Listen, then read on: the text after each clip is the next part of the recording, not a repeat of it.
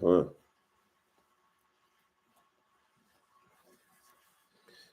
Get this thing going through the spirit. Kaya, do a tech check. Do a tech check. Make sure we got that audio going for me, Baba Kasha. Make sure we got that audio going for me, Baba Kasha, man.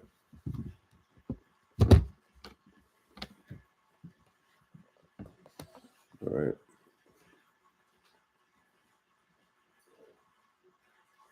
We going? Audio going? Come. All right, come. I praise to the Most High for that. I praise to the Most High for that, man. Right. Let's see if we can get this thing set up in the spirit. Salakia. Baba Kasha trying to get this thing set up in the spirit, man. Come on. All right. Let me see here. Let me get this thing moving. All right. All praise to the Most High, man. How y'all feeling? Y'all feeling all right? Come on. Trying to get this thing set up through the spirit, man. Get this thing more official, man. All praise to the Most High on this Shabbat. Right. We're gonna dig into this lesson, man. It's a lot going on in Israel. Right. It's a lot going on in Israel. Come this way, Kaya. Or you can bring that over here. Or come over here for me, if you don't mind, Baba Kasha. If you don't mind, Baba Kasha. All right. Bear with us while we kind of get our bearings, man. All praise to the Most High. Right. All praise to the Most High. Come on. Let's jump right into this thing, man. First and foremost, we want to say, Call Halal Yahweh, Ba'ashem, Hamashiach Yahushua. And that's all praise to the Most High and His only begotten Son, Yahushua, man. We are the watchmen for Israel, right? And we come in here week in and week out, man, to do what? What do we call it? Shabbat classes. What is it called? Spirit check Sabbath days, man, right? I'm going to get y'all on page, man. Hey, so this is a spirit check. We are continually checking our spirits through the Most High, through the power of Yahweh Hashem Yahushua. We are continuing to build each other up and build ourselves up through the spirit, not wavering to the left-hand side or to the right-hand side. Brothers and sisters should be most definitely checking your spirit, man. It's a lot of wickedness going on in our communities right now. It's a lot of division happening, right?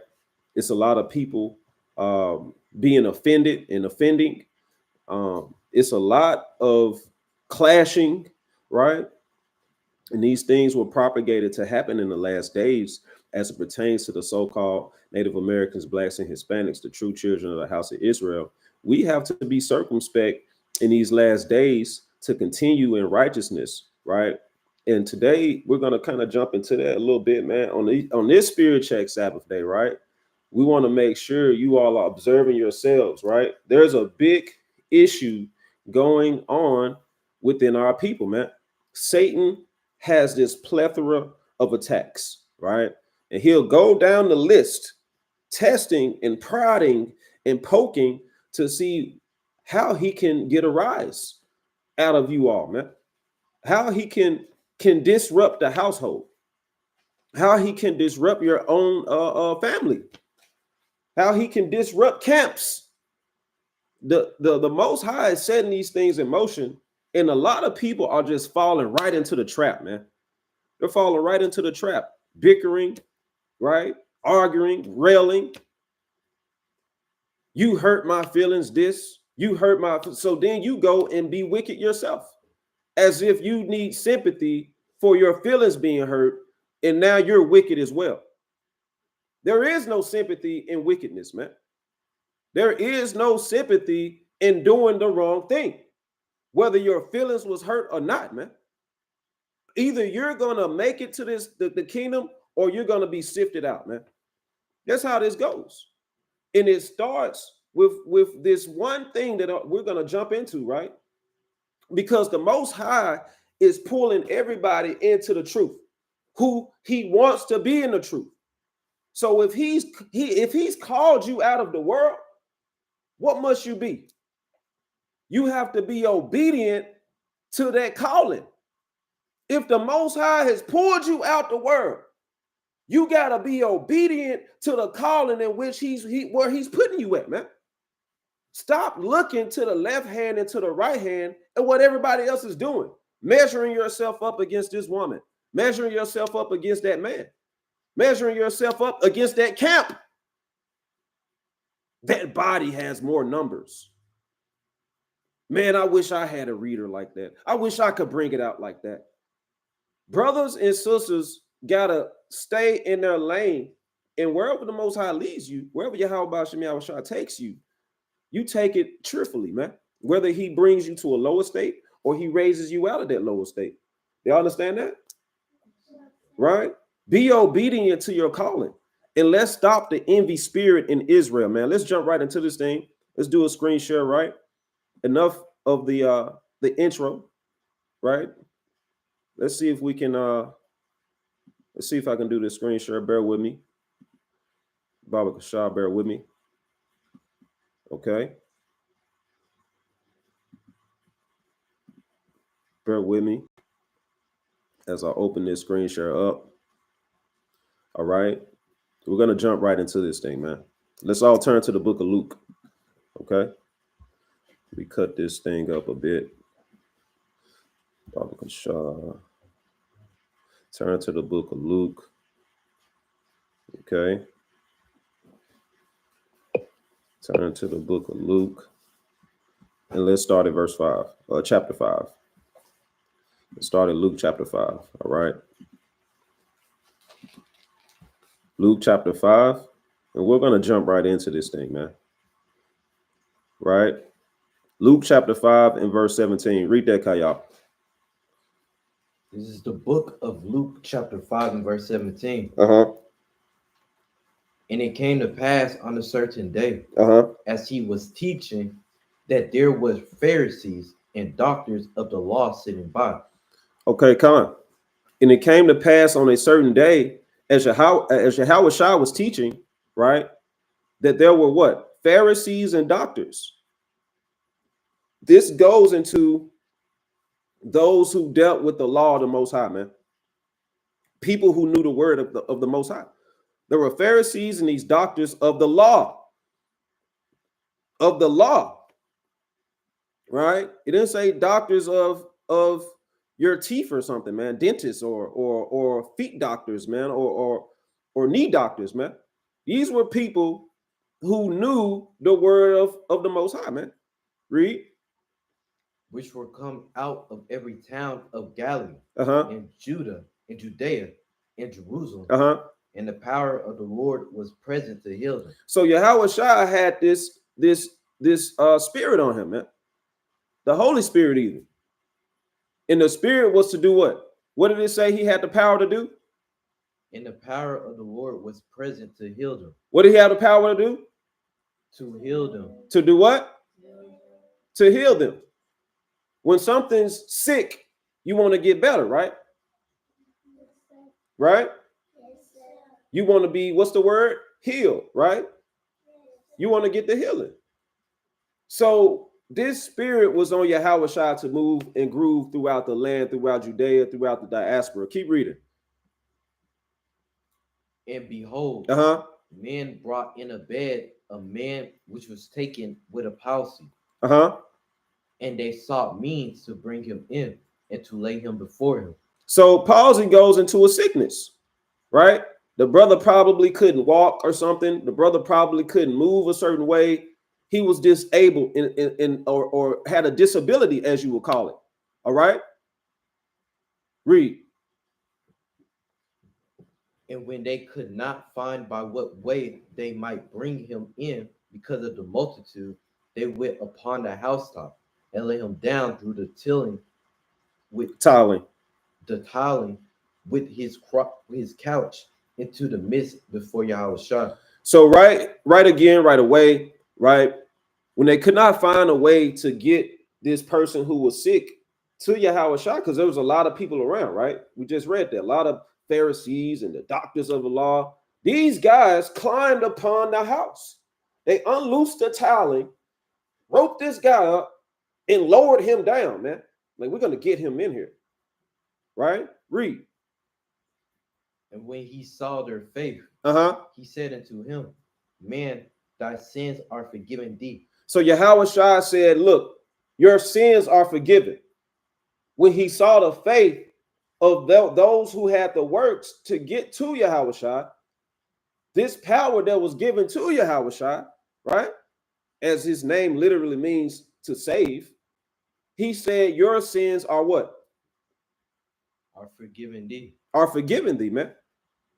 Verse 21. But what did they say? What happened after that? Wouldn't you be celebratory that your brother was healed, that your sister was healed?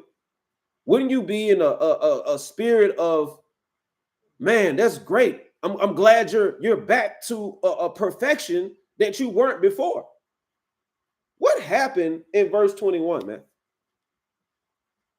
And the scribes and the Pharisees began to reason, saying, what did they say?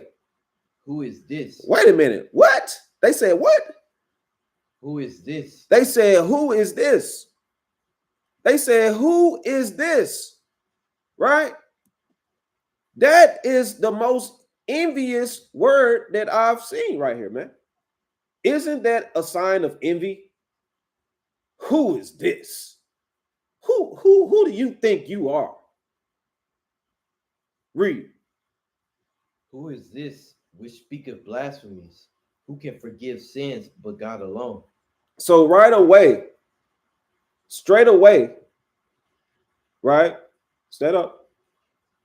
Right away, you have an issue going on, right? You got Yahushua walking in what? His calling. Yahushua is being obedient to what? To who? Come around. All right. He's being obedient to Yahweh. That was a beautiful answer. Right? Doing what he's supposed to do. Right? What did they say to him? They said, who is what? Who is this which speaketh blasphemies? They said, who is this, man? And they accused him of lying, basically. They accused him of blasphemy, right? So what was Yahushua doing around here? What was his main objective? To give repentance unto who? Unto the children of Israel. Say it again. The children of Israel. Everybody? The children of Israel. Come. Hey, because this is a Spirit Check Saturday, man. You all have to understand that the Most High is giving everyone an office, man. He's giving everyone a position. Yet, if you're not following the Most High in what you're supposed to be doing, you're envying. You're envying someone else who's doing righteous works, man. Let's go to the book of Matthew real quick, man. Let's go to the book of Matthew. We'll get right back to it. Let's get a quick precept. What was Yahushua out here doing, man? Was he just doing his own thing? Right? Matthew chapter 4. Let's go to Matthew chapter 4. Okay, Con? And let me get verse 18. Right? Matthew chapter 4 and verse 18 says what? This is the book of Matter of fact, start at verse 17. This is the book of Matthew chapter 4 and verse 17. What does it say? From that time, Yahushua began to preach and to say, repent, for the kingdom of heaven is at hand. Yahushua began to repent, began to teach and preach and say, repent, for the kingdom of heaven is at hand. So he was going throughout the land, teaching and doing what the Most High told him to do. He was following the orders of Yahweh. Yet there were certain of those people who felt that they were bigger in the world, felt that I've been in the truth 30 years. I'm a doctor of the law. I got this precept. I got that precept. Not understanding that you're coming against, man, the Son of God, man, the Son of Man. The one who was sent to give you salvation, man. What you were hoping for from the Most High. Letting your sins rise up that you go against your own salvation. That's what's happening today. A lot of people are hurting themselves because of an envy spirit, man. Read verse 18. Verse 18. Uh-huh. And Yahushua, walking by the Sea of Galilee, saw two brethren. Saw two brethren, read. Simon called Peter. He saw Simon, which is called Peter, read. And Andrew, his brother. And what were they doing? Casting a net into the sea, for they were fishers. For they were fishers. Read. And he said unto them, Follow me, and I will make you fishers of men. And what happened? And they straightway left their nets and followed him. It said they envied him. And they straightway left their nets and followed him. They said, who is this guy? And they straightway left their nets and followed him. They straightway left what they were doing, fishers in doing their work, right? They observed the obedience of this man following his calling, and they left what they was doing straightway because they understood what it looks like to walk in your purpose, man. To walk in what the Most High has led you to do. They weren't hating. They weren't backbiting and murmuring, right? What were they doing? They were following who? Yahushua. They were following Yahushua, man. They decided to put down one thing and pick up another based off of faith, man. Keep reading. What else happened right here? And going on from thence, he saw other two brethren. He saw other two brethren, read. James, the son of Zebedee, and John, his brother. And they saw James, the son of Zebedee, man, and John, his brother. Read. In a ship with Zebedee, their father, mending their nets, and he called them. And they immediately left the ship and their father and followed him. So they left their father. Here you have another pair of brethren, James, the son of Zebedee, and his brother John, right? They were doing the same thing with their father. And when they saw and talked with Yahushua, guess what happened? They immediately left the ship and their father and followed after him, man. Right? There was no murmuring right here. There was no backbiting right here. Right? And what was Yahushua doing in verse 23? What happened after that? Verse 23. And Yahushua went about all Galilee. He went about all in Galilee. Read. Teaching in their synagogues. Doing what? Teaching in their synagogues. Teaching in their synagogues, and what else? And preaching the gospel of the kingdom, and healing all manner of sickness and all manner of disease among the people. And what else? And his fame went throughout all Syria. So this portion right here in verse 24 is enough to cause envy. Well, he's famous now, man. Who is this guy? Why is he doing this? Why is he doing that? Read. His fame went throughout all Syria. They brought unto him all sick people that were taken with diverse diseases. Diverse diseases. And torments. And those which were possessed with devils. And those which were lunatic. And those that had the palsy. And he healed them. Man. This is what Yahweh gave the power to his only begotten son to do, man. He gave him the power to heal, to fix what's broken. Right? You all have to stop getting distracted and jumping off into the world of God knows what, man. Follow the right path, and whatever he put in your lap to do it with your whole heart, man. You shouldn't be out here envying everyone's move, right? That spirit is a deaf spirit, man. That spirit is going to be called against you in the last day. Let me get the book of James chapter 3, man. Let's get a precept. Let's go to the book of James chapter 3, right?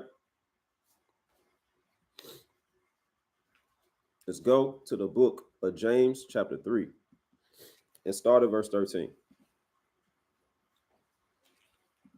Matter of fact, I'll read it.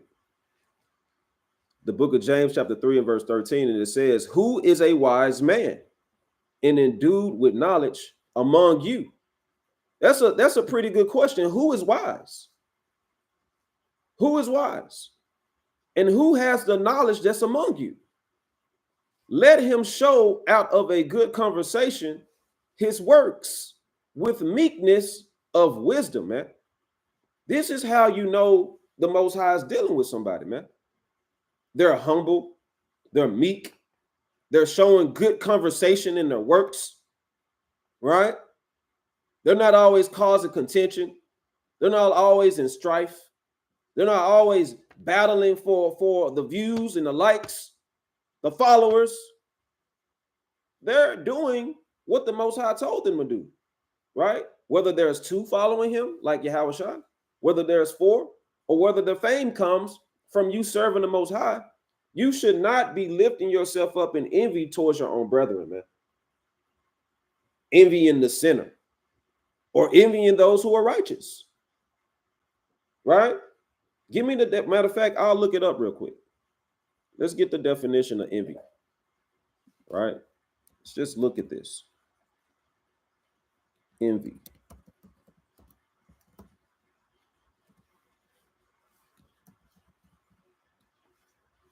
What does it say? A feeling of discontented or resentful longing aroused by someone else's possessions, qualities, or luck, which we don't deal with luck, right?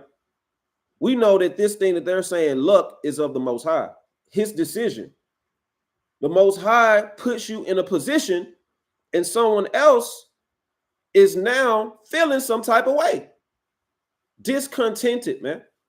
Resentful, right? Desire to have a quality, possession, or other desirable attribute belonging to someone else.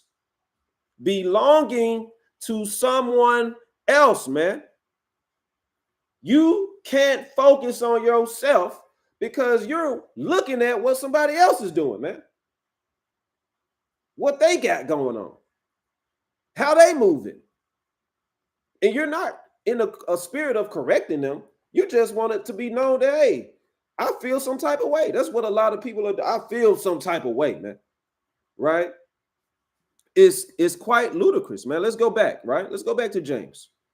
James chapter 3, right? In verse 14. Right? It says, in 13, it says, a wise man endued with knowledge among you, let him show out of a good conversation his works with meekness of wisdom. But if ye have bitter envying, right? If you got bitter envying and strife in your hearts, and this is what is going on. There's a lot of strife in your hearts, man. It's a lot of hurt people out here trying to hurt others, man. Feelings are being toggled with, man. From man and wife to family and friends to work and colleagues to camp, man. There's a lot of bitter and envying going on, right? Glory not and lie not against the truth, man. Hey, you're dissatisfied because the Most High has put truth before you. Some things have to happen in order for the Most High's prophecy to come to fruition. Some things have to happen. Like today, what has to happen today? Whatever the Lord says forth today, man. In this house, right? What happens today? What do we do in this house today? Anybody? Who? The Sabbath, right? But what about the Sabbath? The Sabbath is going to happen regardless of if we are participating or not. What are we doing in this house, y'all? What are we doing? Take this time to reflect and work better on ourselves. It's a good answer. Taking time to reflect and work better on yourselves. What about you? What are we doing in this house? Are we just sitting around playing with toys, falling asleep, doing jumping jacks, working out, playing with the dogs, man? What do y'all do on the Sabbath day, man? Huh? The Most High's work. What's some of the Most High's work that y'all do? Say that again. Keeping the commandments. Okay, I'll take that. What are some commandments y'all keeping?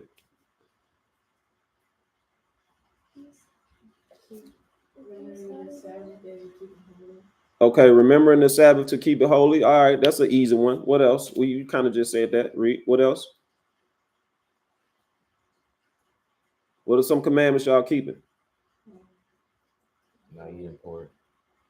Well, of course, not eating pork, right? What are some commandments y'all keeping? Don't worship any other gods. Okay, what about you? What other commandments y'all keeping? Hey, this is a beautiful thing to do. This is beautiful to have godly conversation, man. Talk about things that matter sometimes, man. Dig a little bit. Think about it. What are the commandments you're keeping? Right? What's on your clothes right now? Is that a commandment? So are you keeping it? All right, so speak up. Right? You all have to have some sort of will to do these things, and faith and works to put yourself in a position to serve the Most High. Turn the other way, Elijah. If you're sneezing, don't sneeze in their face, right? Barakatah, bless you. So, look, this is an important thing to not be bitter, envying, and strife in your hearts, right? To not lie against the truth. What does it say in verse 15? Read that, Kayal. Verse 15. Uh-huh. This wisdom descendeth not from above. This wisdom descendeth not from above. Read. But it's earthly. See, when you're in envying, the things that come into your mind to do is not wisdom from above. That's what's going on right here. It's not something that's being given of the wisdom of the Most High. When you're in your envying and you have strife in your hearts and the ideas you have to go do certain things, to go be a certain way, and that spirit that takes hold of you is not from above, man. It's earthly. And what else is it? Sensual. And what else? Devilish. What was that? Devilish. Put some oomph on your chest.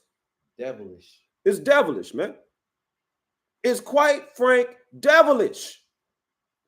When you walk in a spirit that's envy and strife because it's in your heart. Because you feel some type of way, man. The Most High is going to call these things against you, man. That's why Yahushua did what he did when he walked on the earth preaching and teaching and healing. It was for repentance sake, man. It was for another chance. What does it say in verse 16? For where envying and strife is, there is confusion in every evil work. For where envying and strife is, there is confusion and an evil work. That means when you put your hands to do anything, to say anything, and to lift up your voice, you're going to cause confusion if the foundation that you started with is envying and strife, man. You're going to cause wickedness to take place if you have an envying heart. Well, she got a toy, and she got a purse. I want a purse. I mean, they got the new shirts over there. I want the new shirts. Right?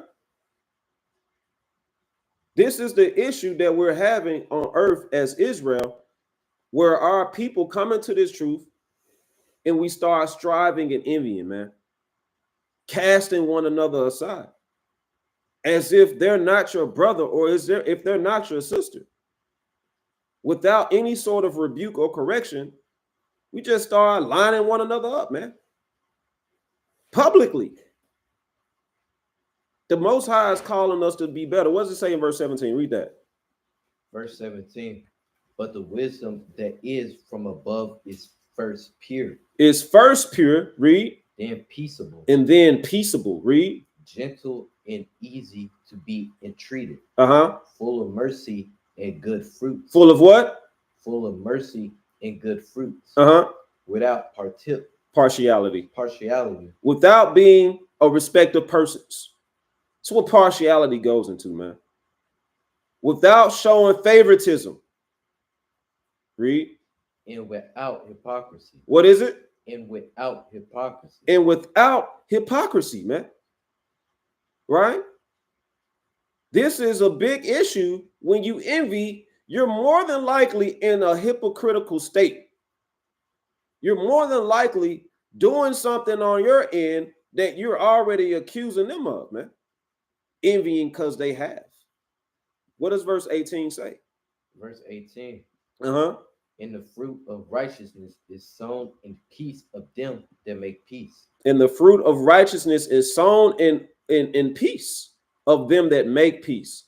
So it's a good thing to not walk around railing on one another, dealing with one another wickedly, being inconsistent, being a distraction to your neighbor.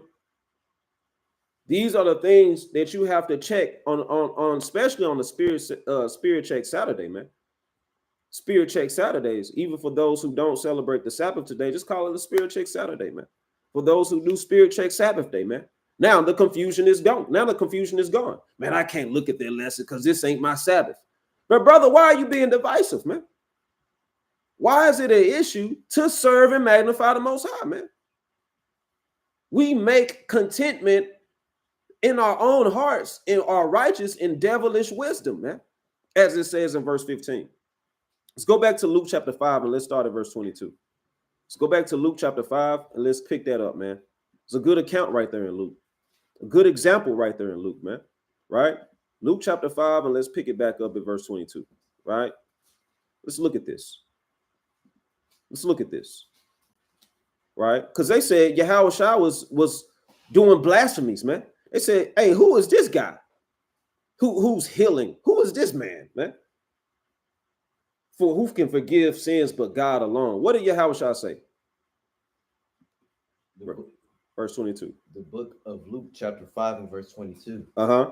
When Yahushua perceived their thoughts, he answering said unto them, what reason ye in your hearts? Whether it's easier to say, thy sins be forgiven thee, or to say, rise up and walk.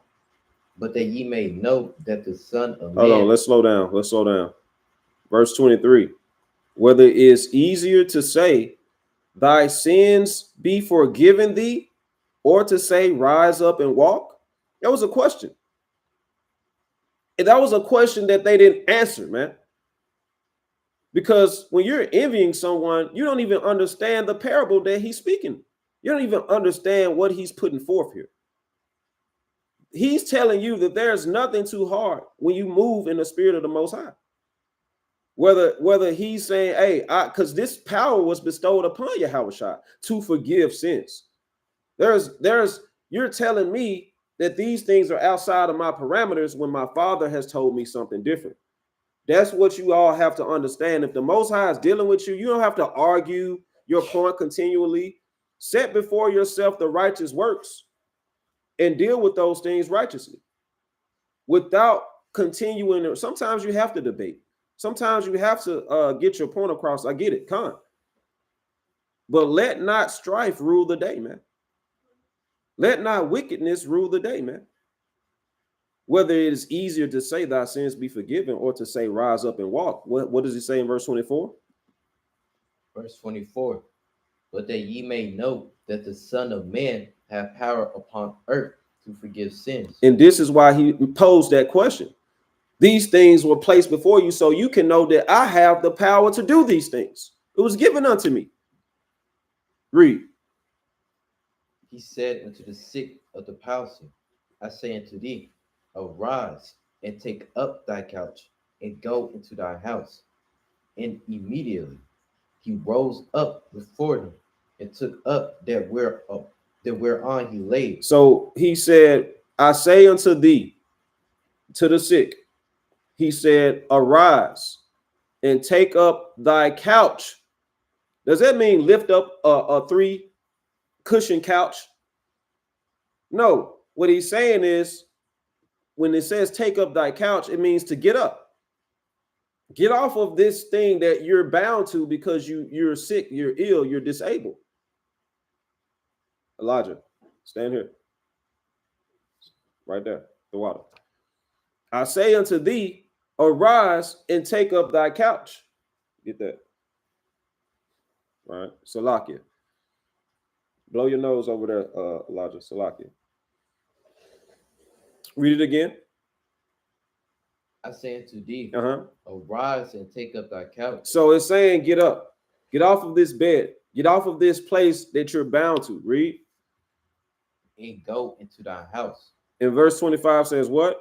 And immediately he rose up before them. And immediately he did exactly what Yahushua commanded him to. And what else happened? And took up that whereon he laid. And he got up from where he laid. And departed to his own house. And he departed to his own house doing what? Glorifying God. Glorifying Yahweh. Glorifying God. Glorifying Yahushua Salakia. It was not Yahushua, it was who? Glorifying God. Glorifying Yahweh, man. It wasn't for man's glory to purpose these healings. You know, Yahushua said he's here on his father's business, man. Speaking his father's words, doing the things that his father told him to do. Right? So when this healing happened, did Yahushua say, all hail me? Bow down and worship at my toes, man. Did Yahushua say that? What happened right here once the healing took place? Read it again. Immediately he rose up before them and took up that whereupon he lay and departed to his own house, glorifying God. Glorifying Yahweh. They didn't glorify the fact that the power that was given to Yahushua and start worshiping Yahushua as if he was Yahweh.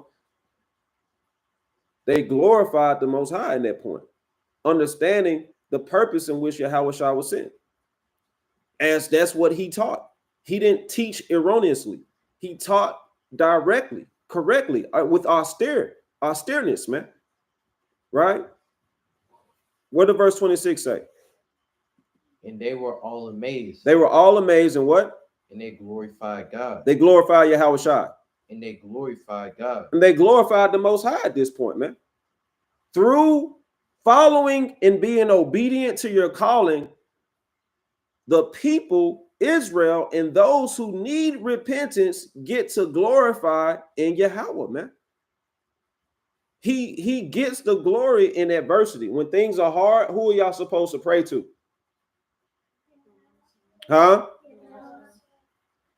You pray to the Most High, Yahweh. When things are hard, right? You fast. You take time out to meditate on the things that are spiritual versus going outside, running in circles, going into a closet with an altar and pictures of your dead relatives, and you're praying to the dead relatives. All right? Read. 26. Verse 26. And they were all amazed, and they glorified God. And were filled with fear. With what? With fear. Is that not required to fear the Lord? Read. Saying, we have seen strange things today. They're saying we done seen some strange things today, man. Glorifying the Most High. This man was healed that most definitely didn't look like he could be healed. These things come from not worrying about everybody else, but doing what's righteous, what the Most High put in front of you, man. Having those faith, having that faith and having those works, right? Having that faith and moving in works. You can't just sit down and look at everybody on Instagram and start getting in your feelings, man. I wish that was me. You have the power in you. That was just like Yahushua, man. Everyone was created, right? But not everyone's going to fall into their purpose, man. A lot of people are called, but few are chosen in a sense, man. So if you're some of the few that have been chosen, you got to stick with it. You got to stay on that straight and narrow. You can't keep sifting yourself to the left and the right, looking at these worldly things and getting caught up in the mix, man. Getting caught up in the stir fry, man. You're getting thrown all the way around, man. Not understanding your purpose and why you were called in the first place, right? Let's get this in Galatians chapter 5. Let's get a precept, man. Right? Let's get a precept in Galatians chapter 5. A lot of people don't understand that spirit of envy, right? It X's you out of your spot in the kingdom, man. That spirit of envy, it, like we read, man, it comes out of the flesh. So when you walk in this spirit of envy, a lot of times, right, you're removing the things of good works that you've laid up for yourself from off of your plate, and you're now stacking on sins, right? You're moving. If you've already started charting a good path and going a good course, to envy your neighbor and your brethren, your kinsmen, as they're following the Most High, because that's really the point I want to make. Those who are following the Most High, right? They are getting a lot of envy from brothers and sisters who should be following the Most High, who claim to be following the Most High, right? And then you have those who are in the truth. Some of these people are envying sinners. They want to be the famous guys. They want to be all in the parties, man. They want to be all in the clubs, man, with the celebrities, man. Right? Verse 23 and verse 17. Bring it up. Oh, okay.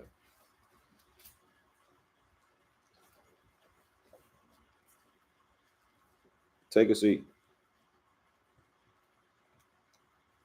This is the book of Proverbs, chapter 23 and verse 17. Let not thine heart envy sinners. Let not what? Let not thine heart envy sinners. Let not thine heart envy sinners, man. That's a beautiful precept. Read. But be thou in the fear of the Lord all day long. Let me get there, actually. Salakia. Matter of fact, let's just put it up on the screen, man. Since we're moving in this motion, right? Since we're moving in this motion, right? Proverbs 23 and verse 17. Read it again.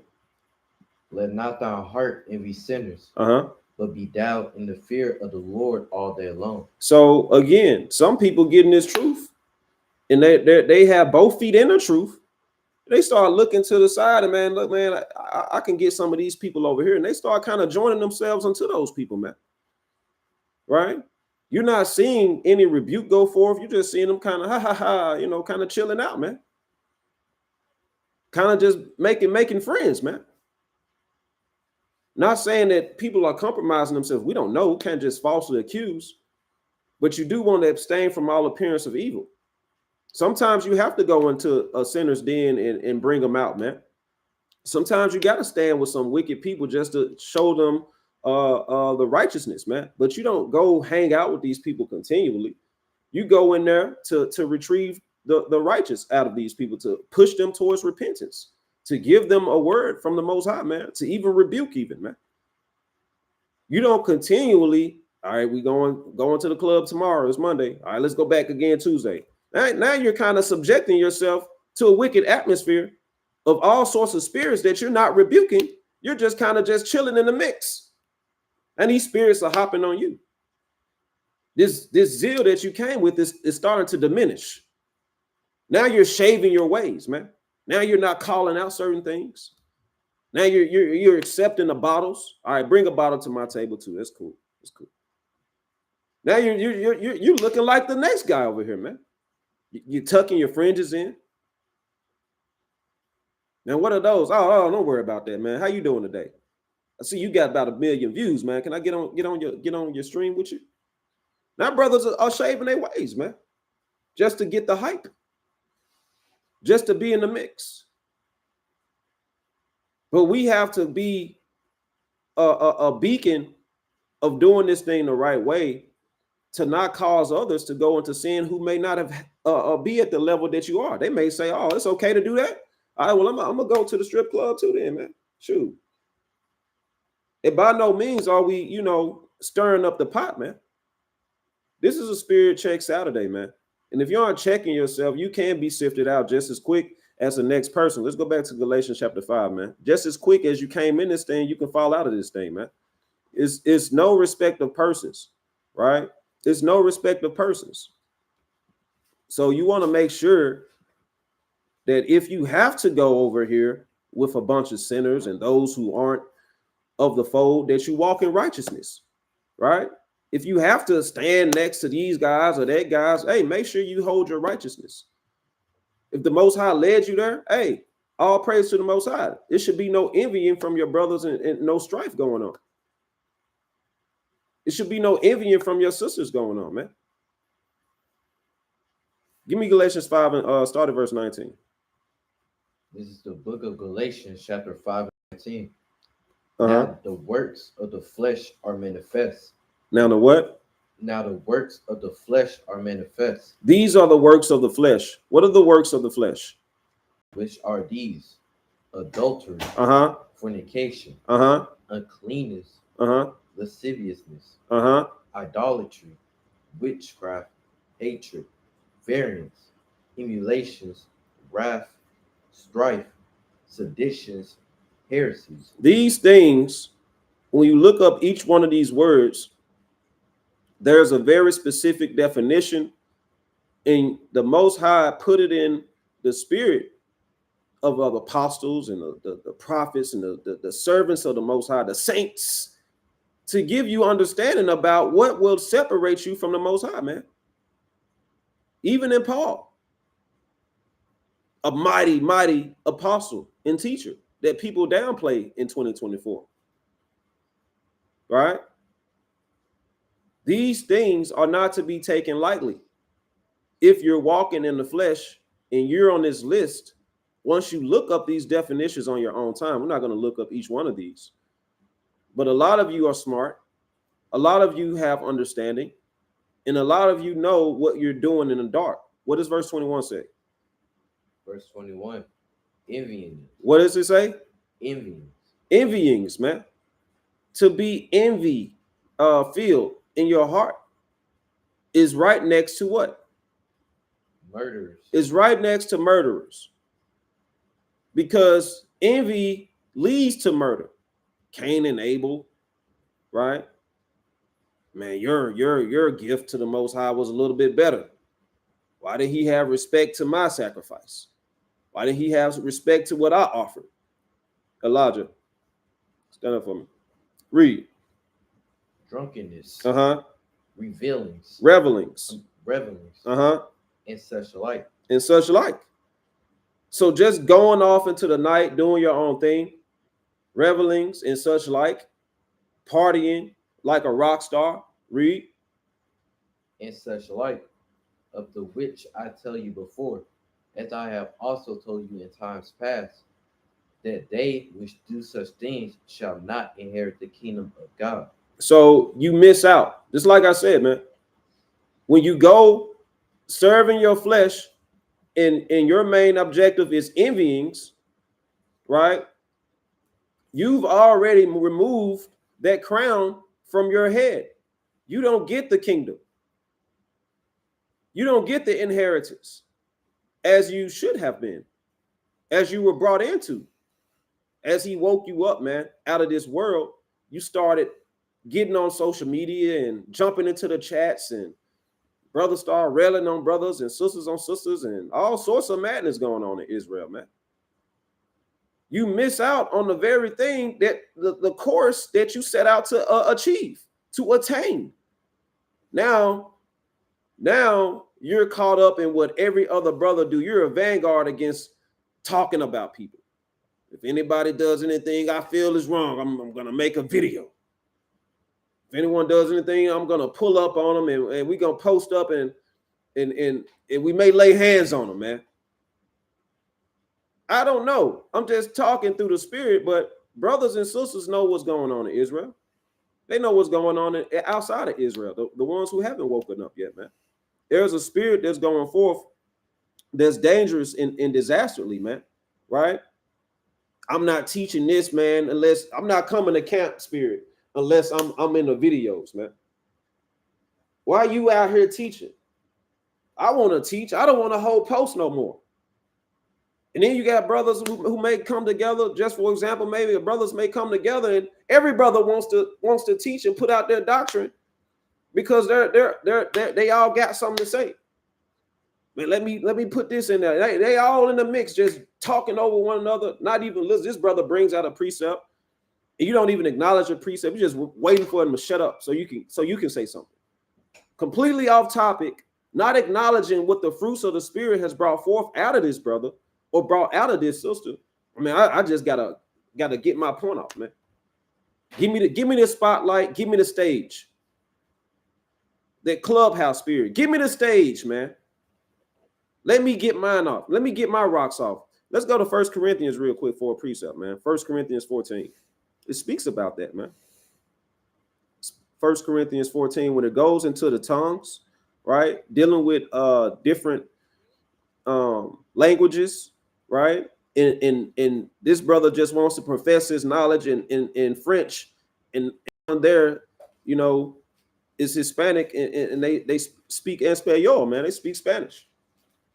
You just want to show, hey, I got the sauce, man. I listen to this fluidity in my language, man. Well, brother, nobody can understand you. What does it say? Matter of fact, start at verse 27. Right? 1 Corinthians 14. Matter of fact, start at 26. Start at 26. This is the book of 1 Corinthians, chapter 14 and verse 26. How is it, brethren? How is it then, brethren? What? When ye come together. When you do what? When ye come together. How is it when y'all get together? What? Every one of you have a psalm. Have a psalm, and what else? Have a doctrine. Have a doctrine, and what else? Have a tongue. Have a revelation. Have an interpretation. Let all things be done unto edifying. How is it when y'all get together? It's always a mess. Is basically what this man is saying, right? It's always this vying for attention. All right, I'm finna bring this out. I'm finna bring this out. I'm finna bring this out. And brothers is just all over the place. Not moving in unison, right? What does unison look like? Read verse 27. Verse 27. If any man speak in an unknown tongue, let it be by two. Let it be by two. And then what else? Or at the most by three. And that by course, and let one interpret. And let others know who may be there of a different tongue what's being said, so that the edifying may continue, and that we don't all just be out here vying for vainglory, looking for attention. Read. But if there be no interpreter. But if there be no interpreter. Let him keep silence. Let him do what? Let him keep silence. So it didn't say let her keep silence in the church. It said let him keep silence in the church. There's a point of time where, hey man, sometimes, hey, if they're not understanding that tongue you're speaking, you're just kind of professing your own thing, right? Not making yourself all things to all men. Let somebody else who has a little bit of understanding to speak that language, or to speak in those words that are understood, let them go and get to the edifying, and you just, keep your peace, speak to yourself even, or speak to God, is what it says in verse 28, right? It's not shaming or saying you're not good enough. It's literally saying that you should be out there. If you're in a teacher position, your sole purpose should be for the edifying, should be for the edification of the sheep, man, not the pleasing or stroking of your ego. Read verse 29. Verse 29. Let the prophet speak 2 or 3. Let the prophet speak 2 or 3. And let the other judge. And let the other judge. Read. If anything be revealed to another that sitteth by, let the first hold his peace. It's telling you how to be in order. If something is revealed to another, who revealed it? It's saying stop fighting against the Most High. The Lord reveals, man. And when you envy, you fight against Yahweh, man. You fight against what he's putting in someone else's spirit. Hold your peace, and then the Most High may give you a seat to say what you need to say, man. But the envying has to stop. What does verse 31 say? Verse 31. For ye may all prophesy one by one. What does it say? For ye may all prophesy one by one. One by one. Meaning the Most High says, look, I put the spirit on you. You can get it off. but do these things in order. It didn't say envy the person who has a floor, man, he's taking too long, man. Dang, man, is he gonna do the whole breakdown? Read. That all may learn. That all may what? That all may learn. Uh-huh. And all may be comforted. That all may be comforted. That all may be given the edification that is necessary by the prophesying in the spirit of the Most High that he's put on certain individuals. Okay? Not everyone has the spirit of prophecy. But for those who do, right? What does it say in verse 32? And the spirits of the prophets are subject to the prophets. The spirits of the prophets are subject to the prophets because that spirit comes from the Most High. You don't have something different than that prophet over there. You all have the spirit of the Most High on you, man. And that spirit must be subject to that spirit, man. It's a righteous cycle, okay? It's a righteous cycle. This is why we're doing this thing, man, right? Even in households, man, why my husband talking to this girl? Well, is it unlawful? Why is this person over here talking to my friend? That's my friend. She's supposed to be my friend. Why she over there? I don't like that girl. The envying of relationships, man. Even that's a thing in Israel, where people are being wicked because of all of these things are going to be called against each and every last one of us, man. Let's get that in Genesis, right? Let's go to Genesis chapter 30. Let's go to Genesis chapter 30 and start at verse 1. All envyings are going to be called against you, whether you feel righteous about it in your heart or not. To move in a wicked spirit, the Most High is not going to have respect for that because your feelings was hurt. Read. This is the book of Genesis, chapter 30 and verse 1. Uh-huh. And when Rachel saw that she bare Jacob no children. And when Rachel saw that she bare Jacob no children, what? Rachel envied her sister. What did Rachel do? Rachel envied her sister. Because he was dealing with both, right? Had multiple wives. But one could give children and the other couldn't. And what happened? And said unto Jacob, give me children or else I die. And he said unto Jacob, give me children or else I die. And verse 2 says, and Jacob's anger was kindled against Rachel. Jacob's anger, he was in his righteous mind to say, hey, that's not the right spirit to be in. It's going to create strife, man. Because you're moving in an envious spirit, man. And what did he say? And he said, am I in God's stead? Don't the Most High run? Ain't the Most High Yahweh running this? Ain't I following his commandments? Why are you causing this hell in my house, man? Why are you causing all these frictions in my household, man? Read. Who have, right there? Who have withheld from thee the fruit of the womb. He says, who did it? Basically, who's holding up the child out of you? Don't say I'm not good for it. It's what, hey, that's what Jacob's saying, man. Hey, don't make it my fault. Right? Read verse 3. Verse 3. Uh-huh. And she said, behold, my maid Bilhah. And she said, okay, how about my maid? Someone who pertains to my house, right? My maid Bilhah, read. Go in unto her. Make her your wife, read. And she shall bear upon my knees, that I may also have children by her. So this was going into that first surrogacy type of thing, man. But not really, right? He wasn't taking an egg out and giving it to her. She was like, hey, she's gonna have a child upon me because I can't have children. I'm gonna give you my maid. Let her give you a child on my behalf. It's basically what she's saying, man. Right? And what does she do? And she gave him Bilhah. And what does she do? And she gave him Bilhah, her handmaid, to wife. And what happened? And Jacob went in unto her. And and what happened?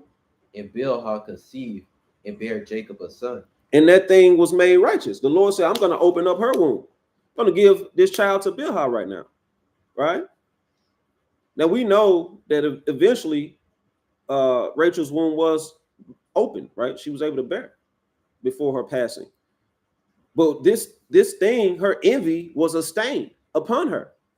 If you all know the story, this comment was a stain upon her. Give me children or else I die. And that's exactly what the Most High did, man. Right? You all can read the rest of that account.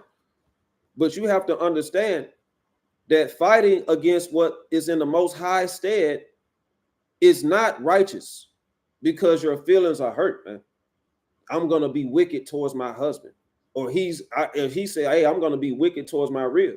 You can't do that because you want to get ahead or you want, like, we all have to take rebuke and chastisement. We all have to go through certain councils to fix these issues that are going on in Israel. But a lot of people don't want to do that, man. A lot of people don't want to face the music to own up to certain things. Well, you were envying right here, man. Well, I only envy because you was moving like this. Well, are we accountable or are we passing the buck? Are you going to be accountable to your wickedness, or are we just going to make an excuse? The Most High isn't looking at that, man. How many women in 2024 will give their husband a handmaid to wife? No, they're going to envy their husband. You can't be with nobody but me. That's what 2024 is about. This envy spirit, man. And it's not just in the households, it's everywhere, like we said. It's at the workplace. It's with other brothers, friends. It's with people's children. Hell, it's camps on camps, man. It's all over Israel, and we have to be careful to not allow these things to take us by storm, to allow these things to take us by surprise, even, right? By surprise, even, right? I like what you pulled out. Let's go to another scripture in Proverbs. Let's go to Proverbs real quick, man. Let's just keep moving through this thing, man, through the spirit. It won't be too long. It won't be too long. Let's go to Proverbs chapter 14, right? And start at verse 30. See if I can pull it up on here. Proverbs chapter 14 and verse 30, and it reads, a sound heart is the life of the flesh, but envy is the rottenness of the bones, man. You can kill the whole movement with just envy, man. People looking at how sour you are, looking at how wicked you are, even. You can kill the whole vibe just by your envy, man. Right? You want to have a sound heart in this truth, not wavering, and most definitely not letting your bones rot because of envy. Con? Right? What are some other cases of envy? Y'all remember Saul and David? Saul and David. Let's go there. 1 Samuel chapter, let's go to 1 Samuel, right? Let's go there. That's a good account. Let's look at that account. 1 Samuel, sit down. Go to chapter 18. Go to chapter 18. 1 Samuel 18, and let's start at verse 6.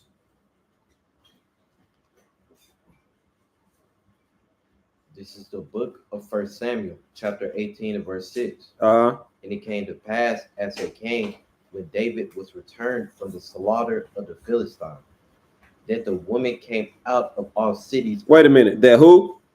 That the women came out of all cities of Israel. And it came to pass as they came when David was returned from the slaughter of the Philistines, that women came out of all cities of Israel. Right? What was they doing, Kyle? Singing and dancing.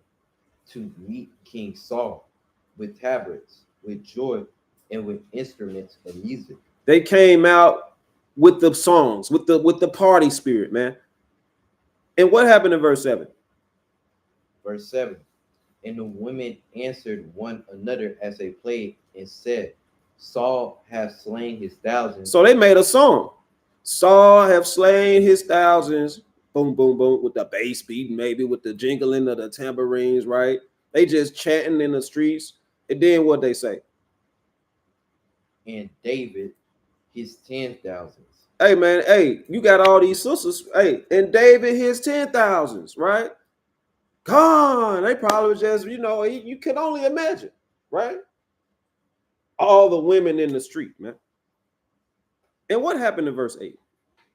Verse 8, and Saul was very wroth. What was Saul? And Saul was very wroth. And the same displeased him. In that one action from women giving a little bit of notoriety and praise to something that the Lord had David doing, right? Because people envy against the Lord, really. Because it's, like I said, it's the righteousness that he's putting on brothers and sisters to walk in him. And other people see it and they start to what? They start to feel some type of way. Read. And he said, they have ascribed unto David 10,000s. And to me, I have ascribed but thousands. And what can he have more but the kingdom? So he was in his feelings, basically. Saul, he went off, understanding that the Most High was behind David, man.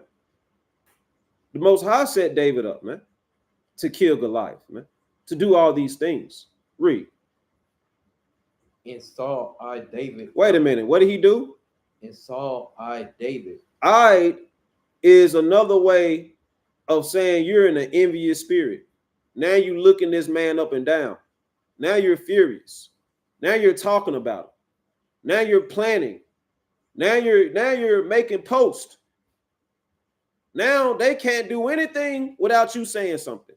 Man, look at them over there, man. You see them? That's foolishness, man. Can't believe them. This is a spirit, man. Read it again. And Saul eyed David from that day and forward. From that day and forward, when your feelings is hurt and you feel like you supposed to have what they have, that the Lord gave them, you start to go off. And then the envy takes over, and what does the Most High do to you? What did he do? Verse 10. And it came to pass on the morrow that the evil spirit from God. That an evil spirit from who? From God. An evil spirit is sent, man. And what happens? Came upon Saul. And he prophesied in the midst of the house. And David played with his hand, as at other times. And there was a javelin in Saul's hand. And Saul cast the javelin, for he said, I will smite David even to the wall with it. And David avoided out of his presence twice. Right. And what? And Saul was afraid of David, because the Lord was with him. Because of what? Because the Lord was with him. Saul knew that he had a perfect aim and couldn't understand how he missed this man twice. So the fear of the Most High and the evil spirit on him, it pushed this brother to be afraid, because he understood that, dang, those 10,000s was who? Of who? Of who? The Lord. What was the 10,000s that killed? That David killed? Who made that happen? The Most High. And Saul understood that, and he understood now that, hey, the Lord had departed from him. That's a fearful thing, to let your envy walk you down the road, and then you look up and realize that the Lord not even walking with you. You don't walk this path and it's lonely now. Now you're isolated in your thoughts. Now you're moving in an evil spirit that's been sent upon you. Because envy kills. Do y'all understand that? Let's go to Matthew chapter 7 real quick for the precept, man. You all must be able to spirit check yourself before you can spirit check anybody else. Y'all understand that? Let's go to Matthew chapter 7 real quick for the precept. All right. We're going to get ready to wind down in just a second. Matthew chapter 7 and verse 1. It says, judge not that ye be not judged. Now, a lot of Christians, and you all can cut them right here. A lot of Christians tell you what? Not to do what? Judge others. Not to do what? Judge others. That's right. A lot of Christians will take you here and say, hey, let's see. It says judge not. Who's it? Who's talking, man? Is that red letter? They'll try to pull your thing on you, man. They'll try to flip how you teach on you. And if you all aren't studied and understand what's happening here, you'll let them do it, man. Right? But when it says judge not that ye be not judged, this is specifically and only going into not being a hypocrite. Specifically and only going into the hypocrite state. Don't talk about someone when you are over here doing the same thing. By that same measure, you're going to be judged that you're talking about them being judged because you're off. That's what this is saying. It's not saying you can't judge. There's no mention of that. It's quite the contrary in the scriptures. It tells us to continually to judge and judge righteously throughout the whole scriptures. But let's keep reading. Judge not that ye be not judged. For with what judgment ye judge, ye shall be judged. And with what measure ye meet, it shall be measured to you again. You see that? It's talking about make sure if you talk to someone and condemn them, which you should not be doing, you should be rebuking and correcting. That same condemnation that you threw upon them for that thing, when you do it, you got to put that condemnation on you. It's only fair, right? It's only fair. It's what the scriptures is saying. Your measure will be measured against you. Verse 3, and why beholdest thou the mote? Why beholdest the little bit of speck that's in your brother's eye, but considerest not the beam that is in your own eye? Why are you talking about that little bit of dot, that little speck on that man's eye, when you got a whole log, you got a whole 2x4 going across your face, right? It's hypocrisy is what this is talking about. What does it say in verse 4? It says, or how wilt thou say to thy brother, y'all hear me? How will you say to your brother, let me pull out the mote, let me pull out the speck out of thine own eye, and behold, a beam is in thine own eye? Thou hypocrite, first cast out the beam, the log out of your eye, and then thou shalt see clearly to cast out the mote out of thy brother's eye.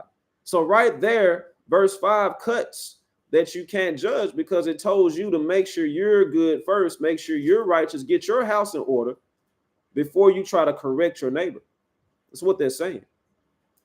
So you can see clearly.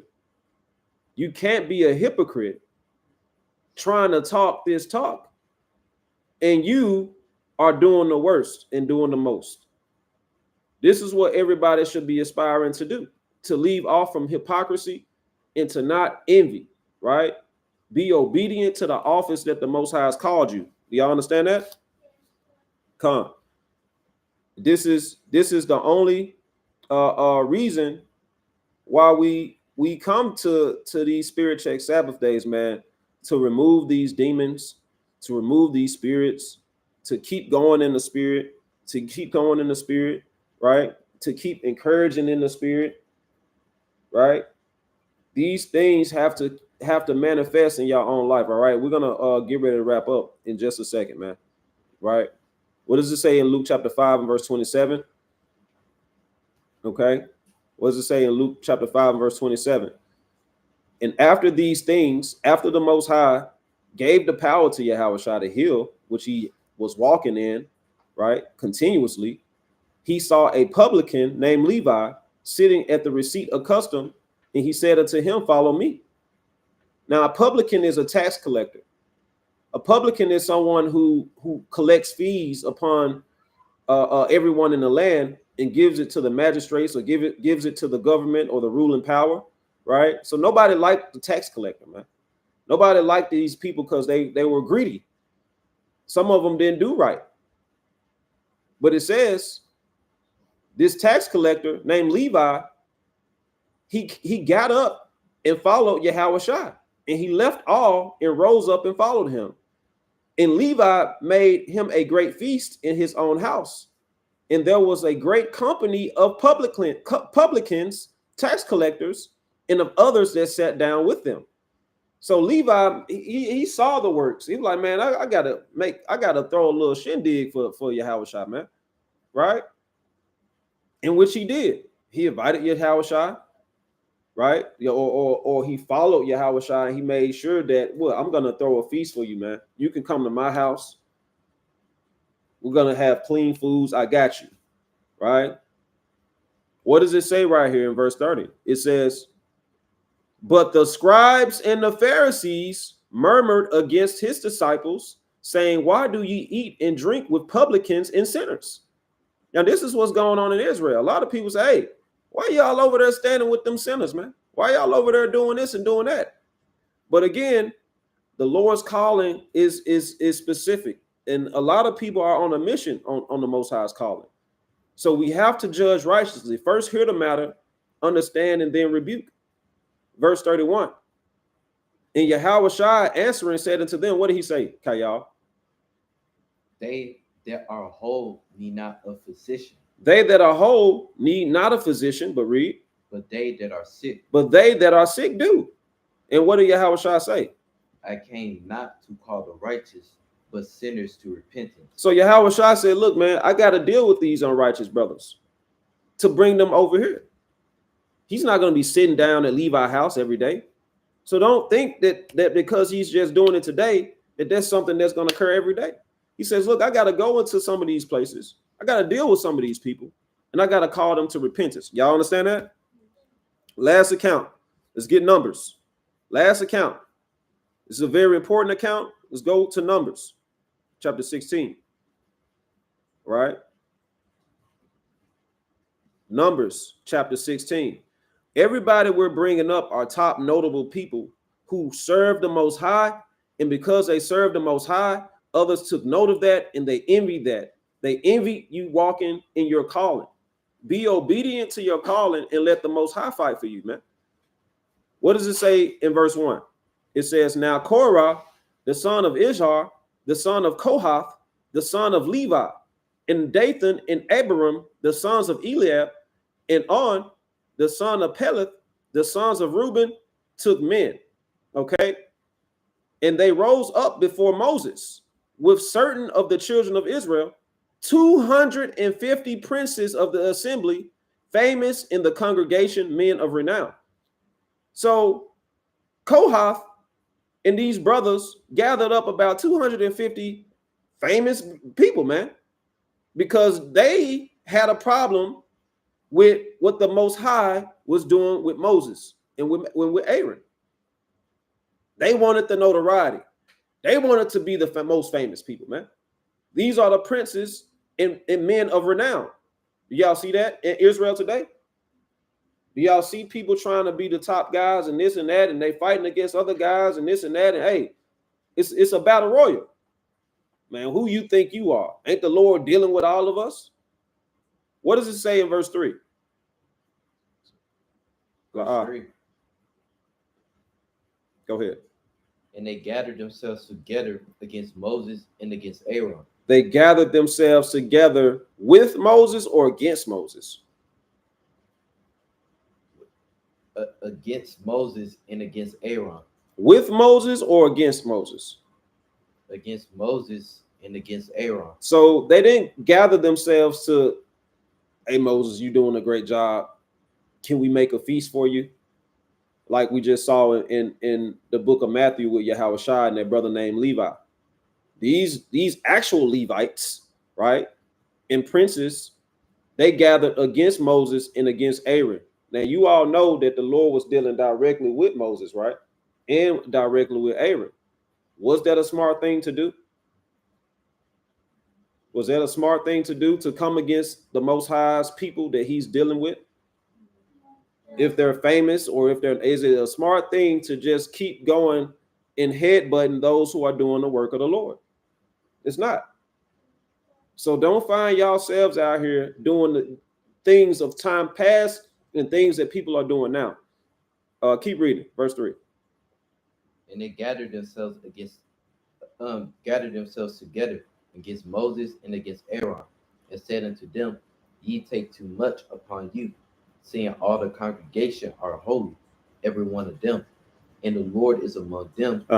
Wherefore then lift ye up yourselves upon the congregation of the Lord. They accused this brother, Moses and Aaron, of lifting themselves up, right? Lifting themselves up. That's off. And what happened with Moses? When Moses heard it, verse 4, he fell upon his face, okay? Humble brother right there, man, right? And what did he say to them? He spake unto Korah and unto all his company, saying, even tomorrow the Lord will show who are his and who is holy, and will cause him to come near unto him, even him whom he have chosen will he cause to come near unto him. So do this, you all. Take up some censers. The censers are the things they put the coals in, and they put the incense in, the censers, right? And Korah, he said, y'all, all of y'all get censers. Every last one of you guys, since y'all want the preeminence. Take up censers, verse 7, and put fire therein, and put incense in them before the Lord tomorrow. And it shall be that the man whom the Lord do choose, he shall be holy. Ye take too much upon you, ye sons of Levi. So you see how Moses flipped that thing real quick, right? Don't put the burden on me saying I lifted myself up, right? What I'm doing is of the Lord is essentially what he's saying, right? And Moses said unto Korah, we're going to read this account. Here I pray you, ye sons of Levi, seemeth it but a small thing unto you. And so this is the really important verse right here, right? Because a lot of people are calling the office that the Most High gave them small by envying the office of someone else. You're not taking ownership and being obedient to the calling that he gave you. And Moses said the exact same thing right here. He said, seemeth it but a small thing unto you, that the God of Israel have separated you from the congregation of Israel to bring you near to himself, to do the service of the tabernacle of the Lord, and to stand before the congregation to minister unto them. So this was Moses like, bro, you already have a very important office. You all were separated to do the service of the Most High directly. How is that not? How, do you consider that a small thing? Right? Well, what does he say in verse 10? And he have brought thee near to him. The Most High brought y'all near to him, man. And all thy brethren and the sons of the Levi with thee, and ye seek ye the priesthood also. So Moses is putting that thing in perspective of how envy looks, where you just don't get enough. You want what you got, and you want that cake, and you want to eat it too. Right? And this is the issue. For which cause both thou and all thy company that's with y'all, these 250 princes, are gathered together against who? The Lord. Against the Lord. That's how Moses put it in perspective. And what is Aaron that ye murmur against him? Aaron was a Levite.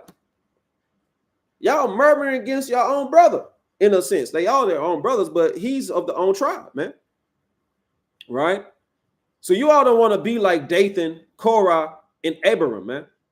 Right? You all don't want to be a Korah, a Dathan, or an Abiram, man. Right? That's what you don't want to be. Going against the Lord or the Lord's people. Y'all understand? Let's go and finish this account and we'll get ready to wrap up. Let's jump down to verse 15. Let's jump down to verse 15. Right? Read verse 15. Verse 15. And Moses was very wroth. And Moses was what? Was very wroth. And said what? And said unto the Lord, respect not thou their offering. I have not taken one donkey from them. He says, I have not taken one donkey, one ass from them, neither have I hurt one of them. So, and Moses was angry, man, because what Moses told them to do was to put fire and all of that stuff in their incense and come before the tabernacle, right? Keep reading. I have neither have I hurt one of them. Moses said unto Korah, be thou and all thy company before the Lord, thou and they and Aaron tomorrow. And what are they supposed to do? And take every man his censer and put incense in them. And bring ye before the Lord every man his censer, 250 censers. Thou also and Aaron, each of you his censer. So every man did exactly what Moses instructed. They put the fire in their censers. They took those things. In verse 18, it says, and they took every man his censer and put fire in them, laid incense thereon, and stood in the door of the tabernacle of the congregation with Moses, right? And this was the thing of a test. You all are going to be tested on righteousness and faith. And if you keep falling to the envy of your neighbor, those who may have more than you, those who may have less than you, right? The Lord giving this person more attention than what you want, or this person that you love is giving someone else attention that you want that attention. The Lord's going to judge you all on that envy, man. That strife that you're striking up within your own lives, man. Right? What did the Lord say? Verse 20. He said, and he spake unto Moses and told Moses to separate yourselves from among Korah in that congregation, that he may consume them in a moment. And they fell upon their faces and said, O God, the God of the spirits of all flesh, shall one man sin, and will thou be wroth with all the congregation? So I don't know if people have read this account before. We're kind of glossing through it, but you got to understand, because of that envy spirit, they didn't just come against Moses and Aaron. That's why I'm telling you all are going against the Most High a lot of times, because if that person is serving the Most High, you're hating on what the Most High is doing for them, which means you're hating on the Most High. All right, let's go down. Let's go down to verse 25. Let's kind of skip through this thing. And Moses rose up and went unto Dathan and Abiram, and the elders of Israel followed him. And he spoke to the congregation, saying what? Verse 26. What did he say? Depart, I pray you. Depart, get away from the tents of these wicked men, and touch nothing of theirs, lest ye be consumed in all of their sins. So they got up from the tabernacle of Korah, Dathan, and Abiram on every side, right? And Dathan and Abiram came out and stood in the door of their tents, and their wives, and their sons, and their little children. The Most High will deal with your whole household if y'all are seeing this, right? Y'all seeing what's being lined up right here, right? Before we close, understand that your envying can not only affect you, can affect your loved ones when you're striving against the Most High. Do y'all understand that? Okay. Let's keep reading and we'll get ready to wrap up after this. And Moses said, hereby ye shall know that the Lord hath sent me to do all these works, for I have not done them of my own mind.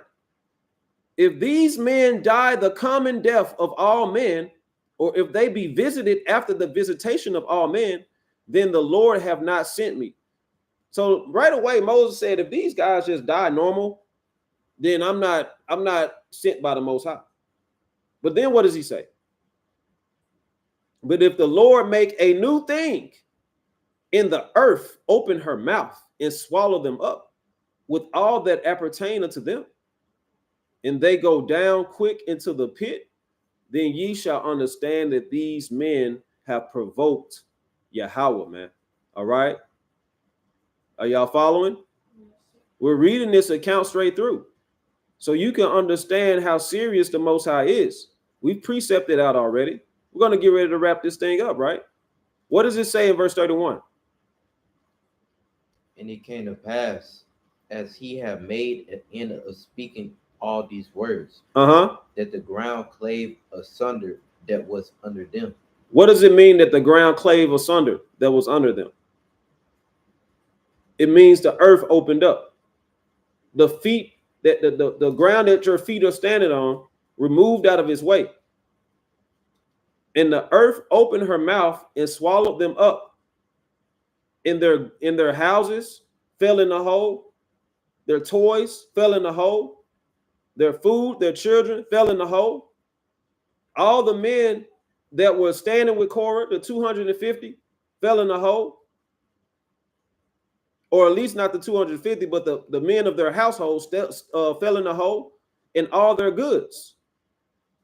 they and all that appertained to them went down alive into the pit, and the earth closed up upon them, and they perished from among the congregation. You see that? Now that was just Korah and those in his household. They fell into the earth, and the earth swallowed them up. Sounds pretty terrifying. That something like this happened off of envy. Verse 34. And all Israel that were round about them fled at the cry of them, for they said, lest the earth swallow us up also. Now, what happened to the rest of those brothers, though? What does it say in verse 35? Verse 35. And there came out a fire from the Lord. And there came what? Out a fire from the Lord. And what happened? It consumed the 250 men that offered incense. So, right out after this new thing happened, right? The Lord sent a fire out, and it consumed all of the other men, burning them alive, man. Who did this wicked thing, right? Who did this wicked thing? Give me verse 38. Verse 38. The censors of these sinners against their own souls. The censors of these sinners against their own souls. So this just goes back to us saying when you envy, you're fighting against yourself. Okay, read. Let them make them broad plates for a covering of the altar, for they offer them before the Lord. Therefore they are hollow, and they shall be a sign unto the children of Israel. So again, man, we're going to wrap it up right here, right? You can read all of this account on your own. It's a good account, but the envy spirit is a spirit that has to go in Israel, man, right? It's a spirit that has to be quenched. You all have to leave off from those sins, man, right? It's no longer time to be wicked in Israel, man. We got to kind of get ourselves together in this thing that's called the truth, man. But of course, this is another Spirit Check Saturday. We hope that, you know, the edification went out through the Spirit. We hope that brothers and sisters are spirit checking themselves, man, making sure that they're not envying one another and fulfilling the obedience of the calling that he gave you without strife. But with that, man, we're going to go ahead and wrap up. Hope you have an amazing Sabbath. Stay in the Spirit, man, and Shabbat Shalom. Shalom to those who aren't dealing with the Sabbath on this particular day. But Shalom to those who are, most definitely. Shabbat Shalom. With that, I'll say Kwam Yasharala. Shalom.